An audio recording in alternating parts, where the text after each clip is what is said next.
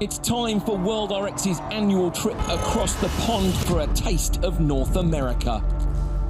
And for any driver with thoughts of being world champion that isn't called Hansen, now is the time to step up to the plate.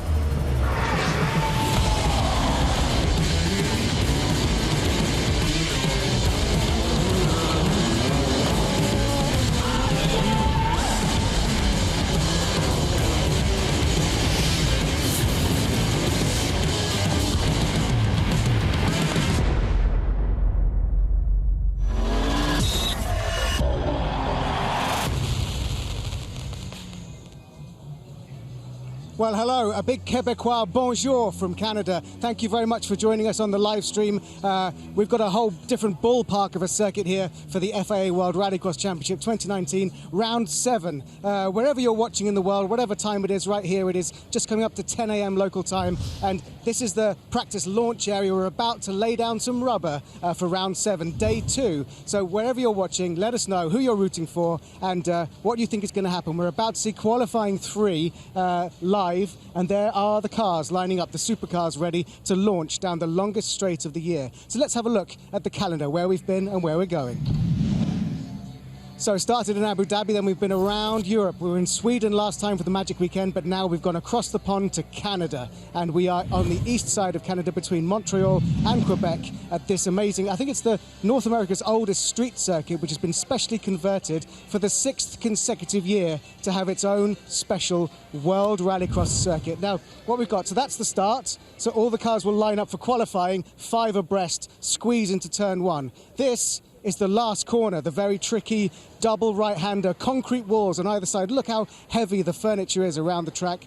And right here is what I call the Wall of Champions. Sebastian Loeb ended it up in the tyres there. We've already had some cars in the tyres this morning, because if you're an avid Rallycross fan, you'll know we've already had ARX and ARX2 this morning. Now, there's a nice little cluster of drivers here sitting together. And in fact, some rivals who don't normally talk that much are sitting close to each other. So let's have a quick word. Good morning, we are live. It's a beautiful morning here in Canada. Gentlemen, what's the plan for this morning? Send it. Give us a sense, people who are just watching now, that haven't watched yesterday's action, just how cool is this circuit to drive? It's amazing. It's super fast, and in combination with being fast, there's walls everywhere. It's a city circuit. So we really have to be brave to bring the speed everywhere and to go close to the walls. That's the fastest, to be near them and to use all the track and bring the speed. So I love driving around here. Also, it's half the track tarmac, full tarmac style, and the other half is full gravel style. That's also nice. And the full gravel is the horse trotting track. The middle section is the hippodrome, which is horse arena in Greek. You had a very strong day yesterday, Andreas. How can you continue that and get that elusive win? Well, I think I just need to focus on my task, have a good start, brake late, and do the correct stuff. I mean, I'm in a pretty tough heat with Marklund on pole and Sabo on my inside. We have Timmer there, Bennett. Bennett has shown some great starts. So, I mean, we need to do the right thing and hopefully have some luck on our side. Then we can continue like yesterday. But it's going to be hard. It's a tough track. We see every time we drive, the ruts gets bigger, so I'm always worried to get some punctures and like unpredictable stuff. So 3 knocks, it's not going to happen. Good luck, Andreas. Now, Kevin, obviously championship leader, but yesterday was not the most straightforward day for you. Talk us through what happened. Yeah, I think yesterday was a rallycross day. I tried to push hard and just was on the outside in Q1 and got stuck in the traffic. And then in Q2 I had a pretty decent run, but my margins was a bit too small, so in the end I got twice the warning for track markers, and that meant the 5-second penalty. So that was unfortunate. Today we have a bit more margin, and today we have better speed as well, so we can be quite confident, I think, today. There were a few people asking on social media because we couldn't see it. Can you tell us where on the circuit your track marker penalty was for? Yeah, it's quite, to be honest, in my opinion, a ridiculous place. It's in the last corner here. We got some green area on the inside, and there I was just with the wheel touching it, and to be fair, the race director was quite clear on that on the driver's briefing, so in the end the limit was set and I was over it. So it's quite a shame, but that's how it is. Thanks, Kevin. Good luck. Well, let's have a look, because that's very interesting what he said. So basically, because it is a street circuit, the temptation for rallycross drivers is to shortcut that curb right there. So what he's talking about, is that curb, which the NASCARs have to take that curb, but as a rallycross driver, you just want to launch out of this corner and straight up the straight. So that's one to look out for in terms of track limits. Everyone seems quite relaxed, but I guess we're very close to getting Q3 race 1 underway. So why don't we have a look at what happened in qualifying 1 and 2.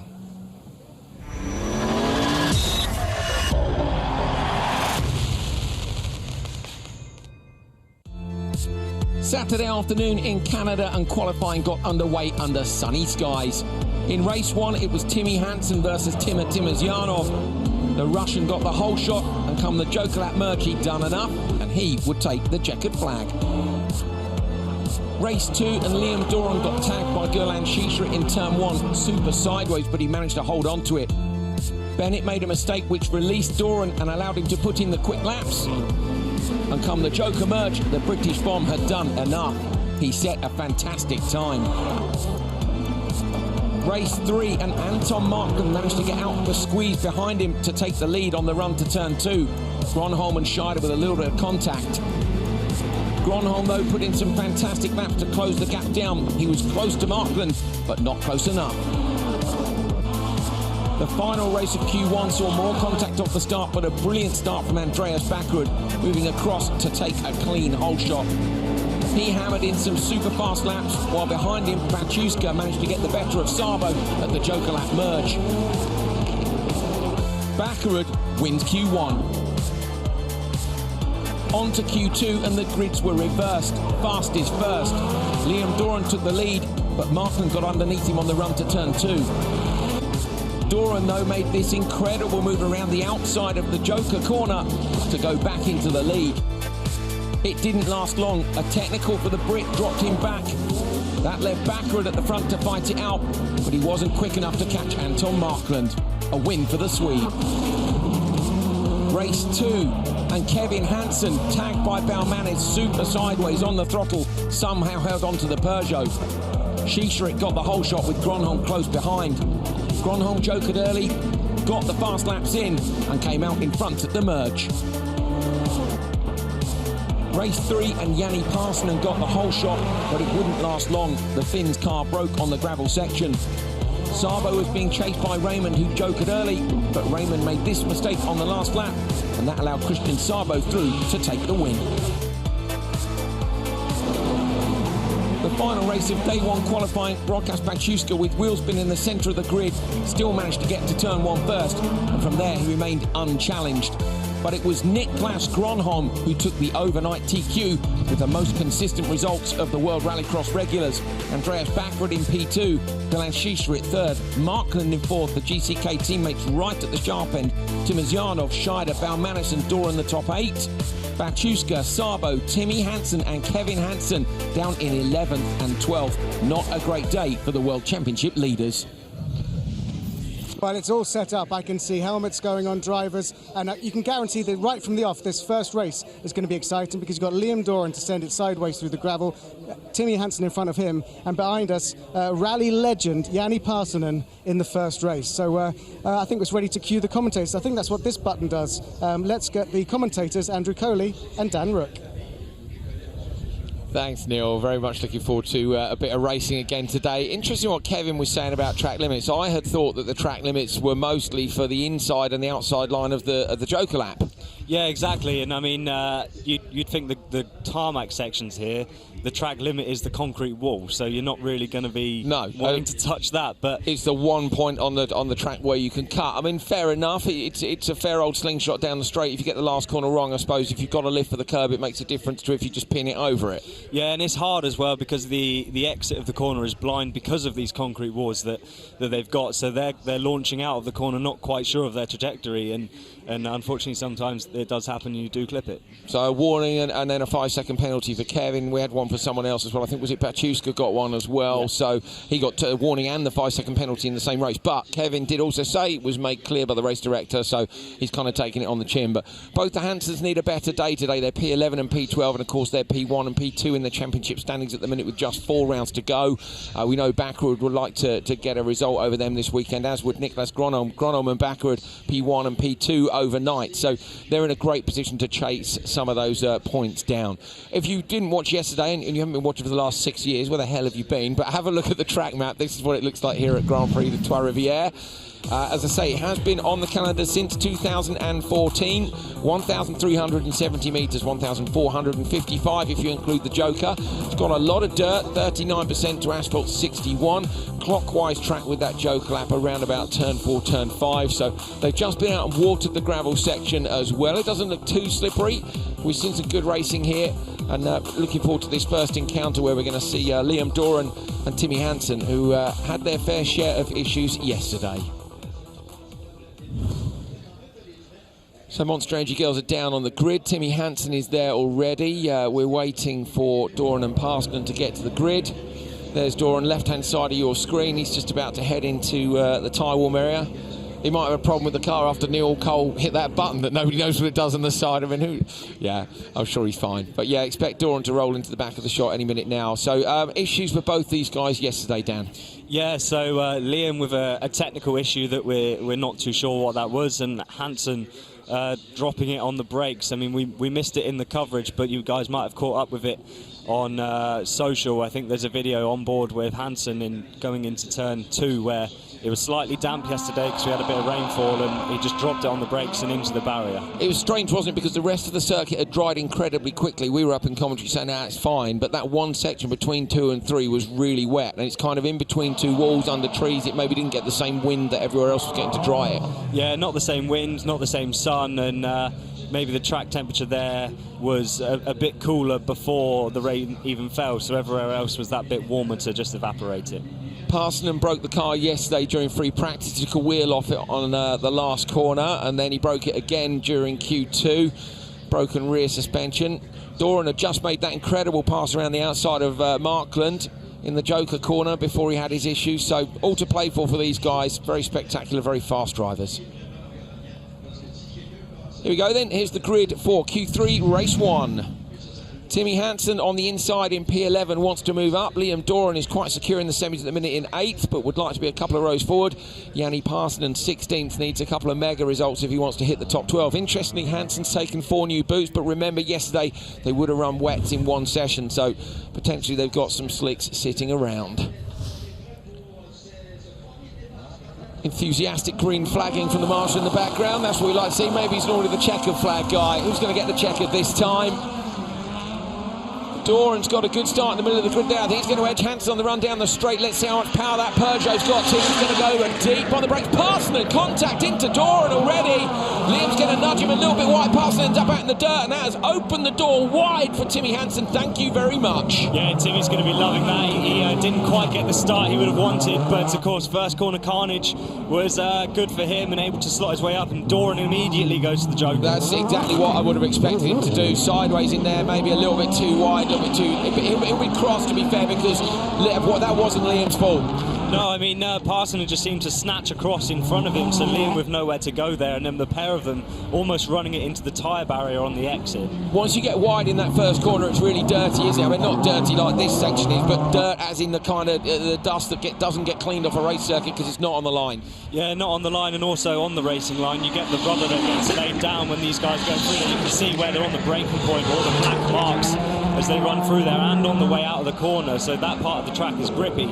Anything off that, you've got like rubber marbles and dust and so on. Off days yesterday, I think fair to say, for Timmy Hansen and Kevin Hansen, we didn't see them at their usual imperious best. No, and like I said earlier, that mistake for Timmy where he would have been kicking himself. Liam Doran, big send there, love it. Yeah, he's properly on it, isn't he? But it's whether or not that's fast. I mean, we have seen this is one of those circuits where the send does work because you need the transition from left to right.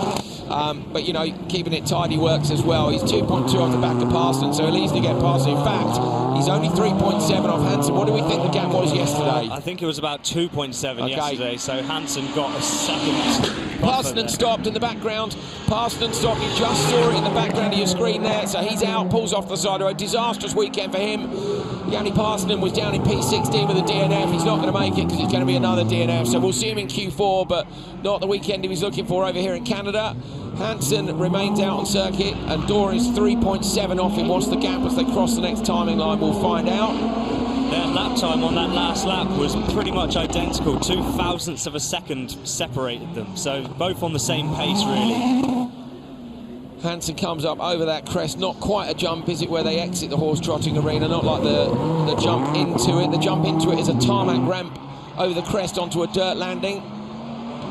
Timmy being very careful to stay off track limits, and the gap's down to 3.5. So Liam Doran in the last couple of sectors has taken a couple of tenths out of Timmy. He's down to 3.2. So Doran's taken 2 tenths a sector over the last 2 sectors. Fastest lap of the day, Liam Doran, 48.3. Now we've seen in ARX this morning a 47.9 from Sandell, and we saw yesterday a 47. It might have been Gronom, was it, who dropped into the 47.9s? I can't remember. Yeah, I think so. Gronom was the pace man yesterday. Oh, it's close. It's close, but not quite close enough. A bit gutted for Liam there, because of the incident with Parsons. Yeah, he had the whole shot, in my opinion. I think he might have we might have seen him take it. Having said that, he's right with Timmy, and Timmy's had a clear run. This is a good result for both these guys, assuming the track time is good, because the track's a bit damp. Yeah, a little bit damp, but of course these guys don't have the ruts that the guys in the later race will have, so it'll be interesting to see the difference. Hansen crosses the line, and it is a 3:25.8. So 3:25.8. That would have been, yesterday would have been P2 in Q2, would it? Yeah. They had 2 dry sessions, didn't they? Whereas the ARX guys ended up in the wet. So, yeah, 3:25.4 was the winning time in both sessions, actually, yesterday. One for Baccarat and one for Gronholm. So Hansen with a 3:25.8. That is right up there, as is Liam Doran's time. Yanni Parson a DNF.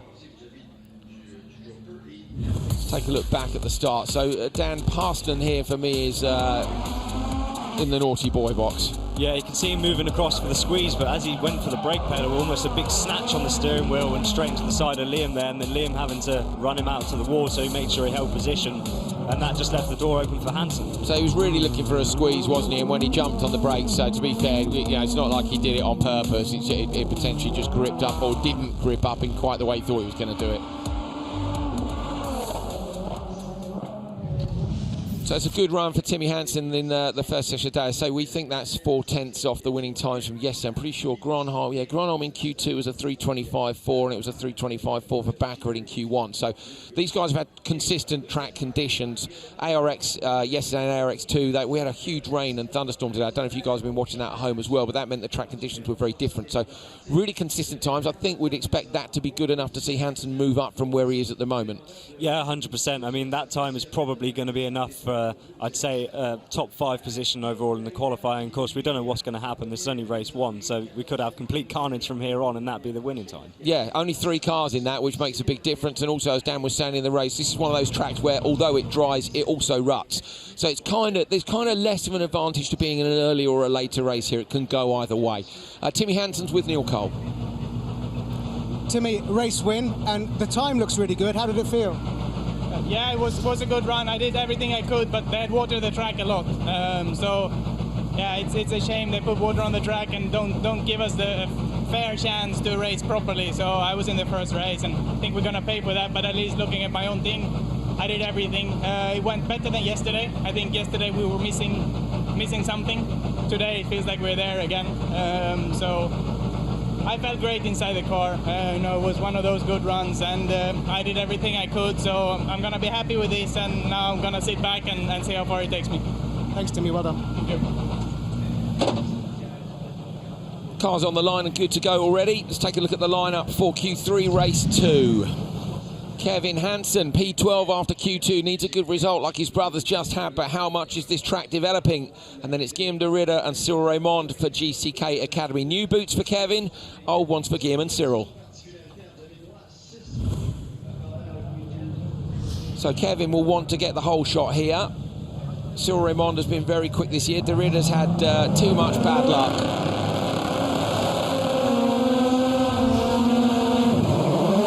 Even start across the grid. Raymond's got away well, though, on the inside in the kink onto the straight, but it's going to be Kevin Hansen on the inside. They've reached the end. Cyril Raymond moves across, puts the squeeze on Kevin Hansen. Very nicely done.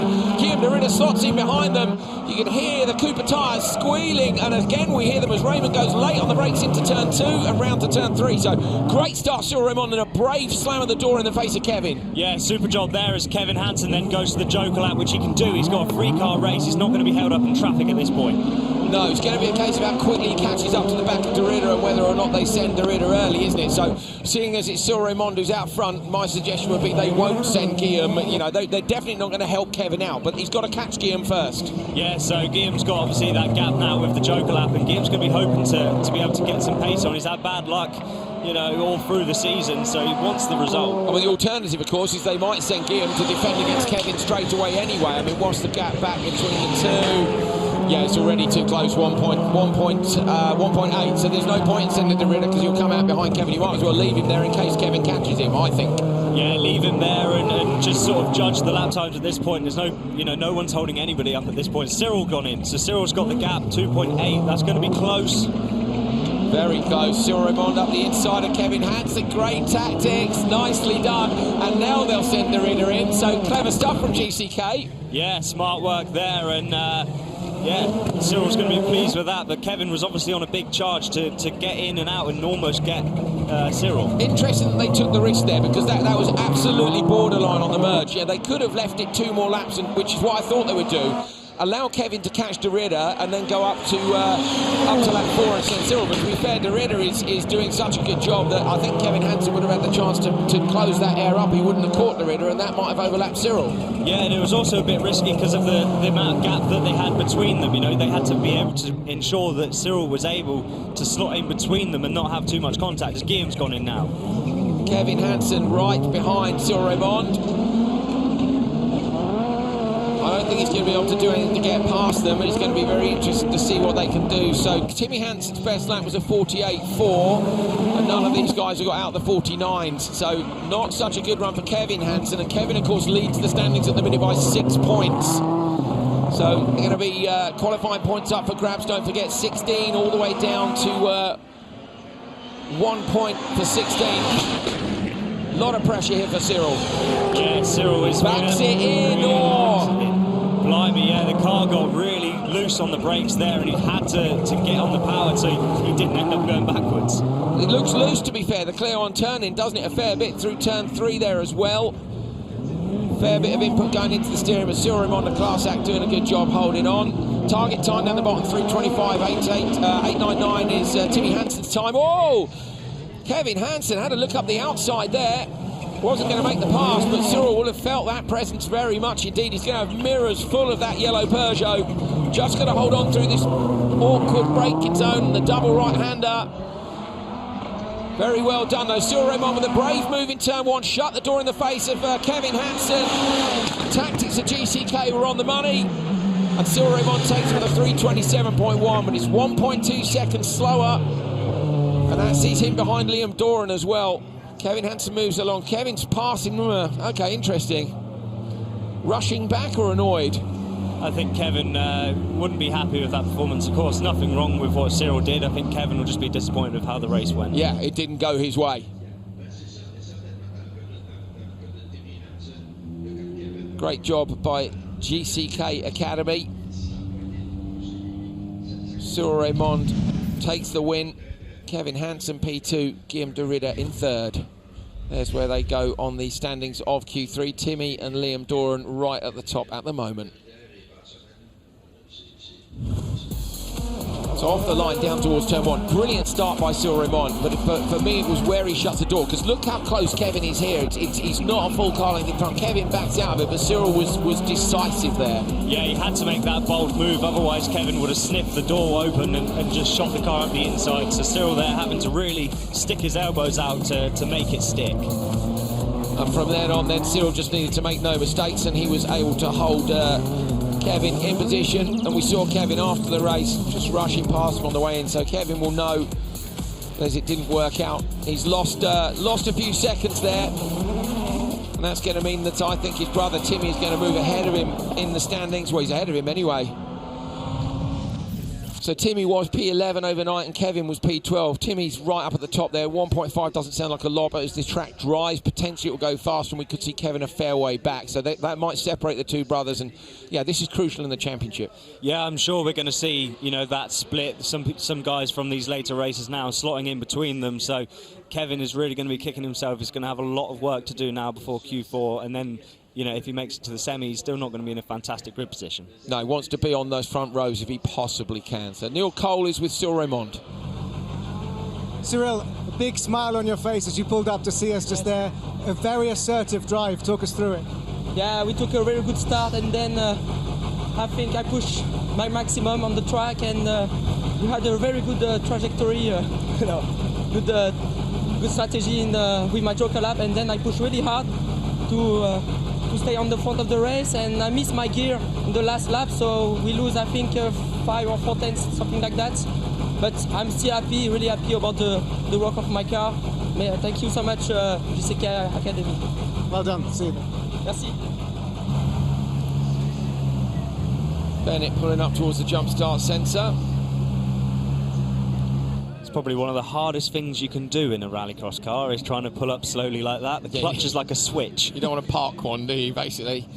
Handbrake parking only in rallycross cars. Q3, race 3, all lined up and ready for the off. Anton Markland, 4th after Q2, is on the inside. Next to him, Christian Sabo down in 10th. Andreas Backrud, 2nd, look in the middle of the grid. Tim Asiana in 5th. Ollie Bennett in 14th. Needs to make up a couple of places if he wants to make the semis. Bennett's gone for new tyres in that bid to make the semis. Timmer, 2 new on the outside, and Backrud, 2 new on the front. Green flag and revs are up already. Won't be long before they're on the way to turn 1. Noisiest place you could possibly stand at this venue is right there. Great start, Backward's gone backwards. Timmer's with a mega start. Sabo moving across to try and squeeze Markland. Markland's got the inside line, but Timmer's surely going to move across and close the door on both of them. He does. Oh, Bennett's deep on the brakes. He's almost into the back of Markland. Backward up the inside of Markland, 4 wide. Backward goes up from 4th to 2nd. Fantastic driving by the Norwegian. Markland does well to stay out of trouble there, but it's Tim Asiana who's got the whole shots where he hit the gravel. Markland goes joker. Sabo's going to go with him. Sideways from the leading 2. Bennett's with them as well.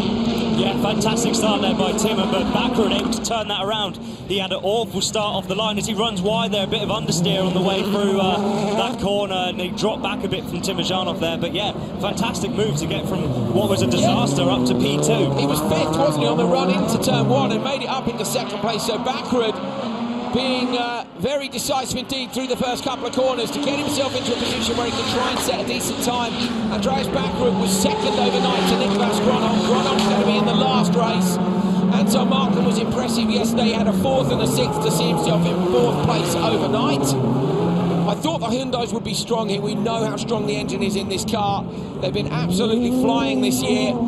Backward right with Tiziano, and they're not able to joker at the moment because Bennett is only 2.1 behind them. Yeah, so they don't want to get caught out by Bennett. Bennett has gone to the joker lap. I've just seen out of the commentary position. You can see on the graphic there. So now that gives Andreas and Timozhanov the option to dip into the joker lap. I think we'll see Andreas go on this next lap. Timozhanov was wild there over the crest. If Backward goes now, he's only got 3.6 to get out, but that's not too bad. So have a look and see if that gap comes down to Markland. Anton Markland will be hoping to chase it down, as will the GCK guys. He's gone up. He's gone up by 7 tenths of a second. Fastest lap of the day. Timozhanov, 47.8. He dips into the 47s. So Timozhanov back on great form, comes over the crest and into the arena. Backward goes joker now. He's out in the dirt around the outside, but he brings it in nice and close. Rotates the car really early. Perfect joker for me from Andreas Backward. Aggressive but tidy. Yeah, and he did it when he needed to do it. And if he wanted to overlap Timozhanov, but Timozhanov's on a charge, so Andreas needs this lap now to be an absolute stormer. Mistake from Markland there. Didn't get the transition quite right. And Bennett's right behind him. Bennett squirrely on the brakes as he comes over the crest. Tim has 3.8 seconds at the moment. He needs about 2.7. Backwards Joker was good. Timozyanov's is going to need to be great. Yeah, it needs to be absolutely awesome, but the gap has just gone up another 10th, so Timozyanov really on a charge. Timozyanov's done a 48.0 there, so he's absolutely flying. Timozyanov, where was he overnight? P5. He had a 3rd and a 9th yesterday, so Q2 wasn't brilliant. On the handbrake, he's close into the inside, gets the car straight backwards on a big push on the standard lap, but it's not enough. The Russian driver comes out in first, out towards the wall every inch of the track. Fantastic stuff from Timozyanov. Yeah, fantastic car as well. We know the engine's strong, but the chassis as well, based on the WRC car. So in that thick gravel section, it's going to be coming into its own. 3:25.8 is the time which Timmy Hansen has at the moment to be at the top of the standings in Q3. Timozyanov's going to come blasting past the commentary position now. Oh, he's easily done it. 3:23.5. That is 2.3 seconds faster. That's the fastest time of the weekend for Timozyanov. He's gone nearly 2 seconds quicker than anybody went in the World Championship yesterday. Amazing driving from the Russian. Brilliant. Timozyanov takes it then and will move to the top of Q3. Backward is second, Anton Markland third. Ollie Bennett was right behind Markland too. Sabo down in 5th place. Timozyanov and Backward straight to the top of the table. Incredible time from Timmer. Can anyone beat that? So off the line, down towards turn 1. Backward, absolutely out of the back door at this point. Yeah, really couldn't get it done. And then Timozyanov moving across, getting the decisive move. Watch Andreas up the inside, really just hugged the barrier and gained like up to 2nd place. That was a fantastic move. Oh, amazing. 3 cars in one position. Really, really good from Backward. You know, it's difficult when you've lost the start like that to keep your head and cut back to the inside, and that's what he did. Bennett was impressive in this one to go with Markland. Yeah, very good job by him to be keeping up at the back of the GCK McGann. This is what he needs. He needs to be in with the quick guys so that he can try to keep up and learn a bit more about their pace. But can anyone beat Timmer? Wow. Timozyanov, that was epic, wasn't it? Like dips into the 47s, fastest time of the weekend. America's Rallycross with Patrick Sandell. I'm trying to think what time he did because he just did the fastest time of their session in their Q3 this morning. But that's incredible. Yeah, that was really good. Consistent lap times, and one of them down 47.8. I think that's probably the fastest lap we've seen all weekend. Is it? Must be there. I think it's 47.9s. I think we've seen a couple of. So yeah, it might well be. But what celebrations will we get if Tim wins this weekend? He's just done himself no harm in terms of potentially moving up to a front row for the semi-finals. Tim, a big smile on your face. 2 seconds quicker, fastest time of the weekend so far. How did you do it? Yeah, was really happy. I think we done a good job with the guys. We do some adjustments on the car. That's give me a good feelings, but still, I think I was really lucky last lap on the first sector. I done so big mistake. I was close to the wall, crashed the wall like Timmy yesterday. But yeah, somehow I survived. I don't know. Maybe I have 7th gear in between somewhere there, but this is really sideways, really kicking of the how to say. I was thinking like my tires is coming back again. Not now, please, because everything was clean. I think I lost a little bit the brakes on the moment. Tried to be so fast because I saw the gap between the guys, and yeah, we know that we need to push really hard to get the good times, but flat out, and it mistake. Actually, it was really close to crash my rear into the tires. I was like, but I think I get some points for the drifting. Let's hope you find 8th gear later. Thank you. Yeah. Timozyanov, 7th gear, 8th gear, points for drifting. I mean, he's pretty much my favourite person to talk to in the paddock. I wouldn't mind if he won every weekend, as long as the quotes keep coming. He's just amazing. He's up there with Marcus Gronholm on the quotes fronts. We've got another Gronholm in this one. Here we go. Final race of Q3. Here we go. Niklas Gronholm on the inside. He was the overnight TQ. Gulan Shisharitz next to him. Fantastic performance to see him third. Rokas Bachuska is in 9th. Timo Scheider 6th. Great performance by him. Likewise for Baumanis in 7th. Only Baumanis has taken a pair of new tyres on the front, and that's an indication of these guys being a little bit more confident about making it through to the semis and maybe saving some boots for that occasion. Right. can Gronholm match the pace of his teammate Timur Zyanov? That was an incredible run from the Russian. He's going to need to get the whole shot first. Brilliant start by Scheid, a bit of wheel spin though, going to get squeezed on Baciuszka, contact! Oh, Timur Zyanov, Scheid, contact with Baciuszka, up on two wheels. I thought he was going to go over, somehow he didn't. Gronholm is up the inside of Baumanis. Scheid reverses from the commentary position and handbrake turns on the start straight right underneath us and finally gets underway, but Gronholm leaves from Baumanis. I thought Scheid was going over there, he was way up in the air. Yeah, it's just such a tight squeeze. We've heard them talk about when they've done their track walks, how tight it goes just off the line there and then widens up again, and because they all had such an even start, they just squeezed in, and unfortunately Scheid got caught up in the squeeze. Ah, Sheetrit's car's broken. Sheetrit pulls over in the outside of the joke. That front left is off it. The front left wheel is off. Baumanis in the wall. Baumanis is in the wall. It is all happening in this last race of Q3. That's opened the door for Gronholm. There's debris on the straight. Backwards for Baumanis. That's the second person we've seen going backwards in this race. Crazy. God, disaster for everybody else. But for this man, he is absolutely on a mission. He's just got it easy now. He doesn't even have to worry about the gaps. 47.9 straight into the 47s. Opening lap of 47.9. That's incredible from a standing start. And look at the big send he's got. He looks got so much control in the car. He's just so calm, isn't he? Gronholm is absolutely flying. We already know that Timur Zyanov made a mistake in his race, so Timur thinks that he made a mistake. Did it cost him time? I was so close to the tyres. Maybe he's just taking risks and banging in the ultimate lap times. What can Gronholm do this time? Around the right-hander, he makes a mistake. So Gronholm's made a mistake on the brakes there. He's bogged the car. Is there, I think there might be something down on the track surface. I've just saw that Marshall holding a slippery surface flag. So potentially some fluids or something on the track, which would make sense with a couple of cars having had contact. There might be some fluids in the braking zone. That was a 48.3 for Niklas Gronholm. Okay, he's feathering the throttle through the long right-hander. How long would something like that stay with you, Dan, during the course of a lap if you're driving through a fluid like that? I mean, I'm not too sure. Of course, they've then got the long straight afterwards, so hopefully it would get off their tyres by the time they're hitting the brakes into turn one. Gronholm sends it from right to left. He's coming up again to this slippery braking zone. Let's see if we can see if there's anything here. I mean, it could just be the amount of gravel that's on the road.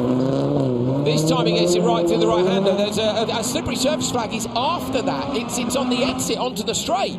So maybe some fluid down from where we saw the Scheid incident. There's debris in the track. I mean, unless they're just warning for debris on the start-finish straight, which is from Scheider's car. You might see it next time they come down there. Gronholm's done a 47.9, so he's been into the 47s twice. But Timur Zyanov did a 47.8. Gronholm goes into the Joker lap.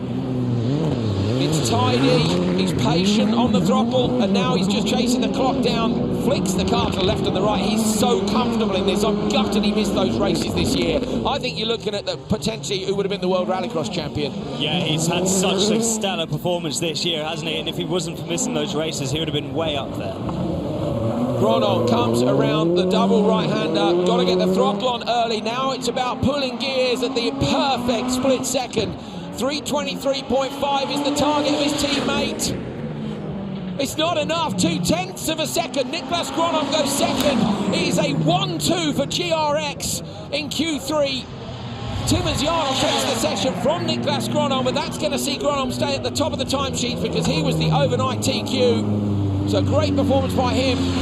Timo Scheid has just come past the commentary position. He's finished the race. I thought he was going to end up on his roof. We're going to need to take a look back at that start in a minute, but that was incredible.